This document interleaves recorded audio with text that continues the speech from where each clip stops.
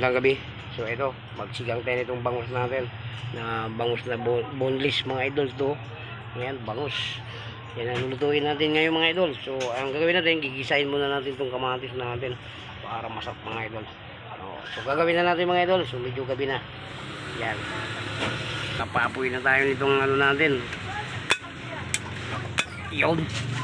Medyo malakas ang apoy natin mga idol. Gigisahin muna natin bago natin sabawan mga idol. Lutuin muna natin yung ating kamatis. So isisigang natin yan mga idol.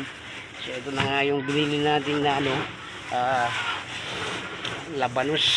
Ayan, siya magkatabihan sa mga idol. Saka yung kangkong natin, di ba? Ayan. Ayan. Tuloy mo na yan nga yung kangkong natin at saka itong bangus natin. Ito gagawin natin ito ngayon sigang mga idol. Ayan. Tutuloy natin yan. Maganda muna tayo ng panghalukay natin. Ayan mga idol, ilagay na natin yung kamatis. Ayan, mapalutuin muna natin yan. Sigang tayo itong bangus ngayon mga idol.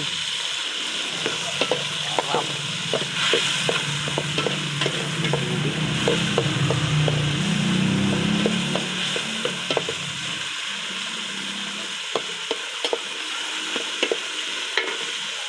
Siyempre mga idol, maglagay na tayo ng pangpalasa dyan. So ito na mga idol, maglagay tayo ng paminta. Yan. Oh, masarap mga idol.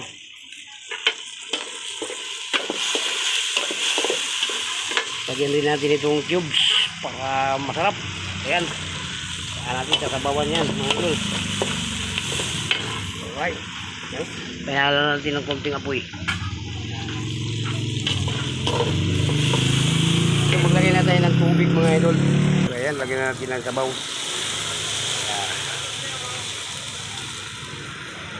So okay na mga idol, dagdagan pa natin. O maglagay tayo nitong feeling grill. Hanap lang parang estudyante yung... So ito na yung labanos na pinakita natin mga idol. Binalatan na nga natin. So ilagay na nga natin dito. Ayan mga idol, nakalagay no. Yan ang isisigang natin ngayon.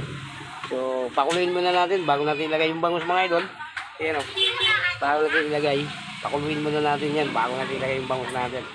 So habang kumukulo mga idol, so ito, himayin natin yung tangkong na yan. So yan na nga yung tangkong mga idol, hinimayin na natin. So kumulo na yung ano natin mga idol. So ilagay na po natin yung ating bangus. Ayan, ilagay na natin mga idol. So medyo kumulo na yung ating sabaw mga idol. Ayan, lalagay na natin mga idol. Lagay na natin dito. Isa-isahin lang natin. So para yamin-yamin na yung mga idol. Ayan. Lagay natin. Ayan. Yan ang isisigang natin mga idol. Ulam natin. So minamadali ko lang ito mga idol dahil gabi na. So medyo atrasado tayo sa oras pagluluto mga idol. Ayan o. Medyo gabi na.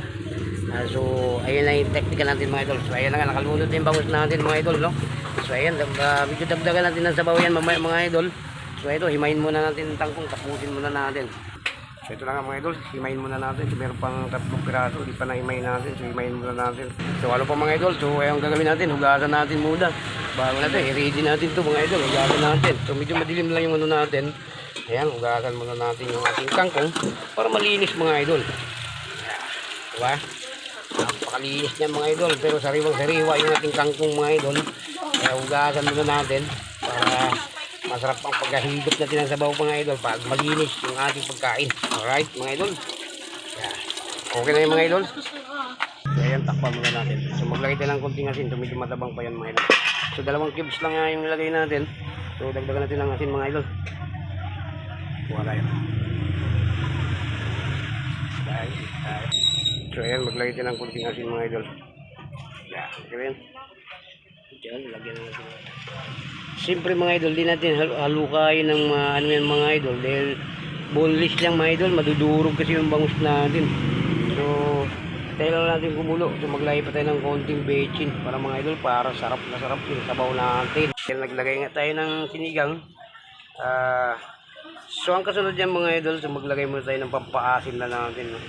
Yan, luto na yung mga idol. Kaso lang kailangan pa natin maglagay tayo ng pampaasim natin. Uy, ito. So ito mga idol, maglagay natin itong tamarin, no? Para makumasin na yung sinigang natin. So ito nga ilagay natin. So buksan na natin mga idol.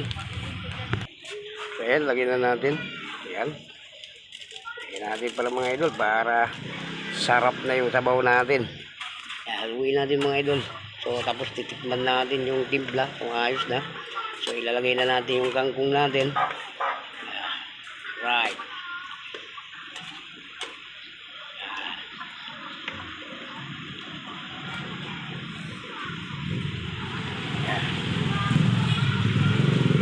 So ito na mga idol. Oh. Sabaw pa lang mga idol. Sarap na tingnan mga idol. Yummy na to.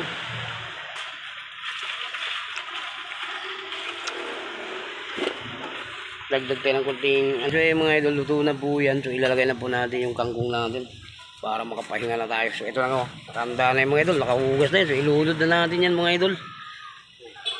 Kaya natin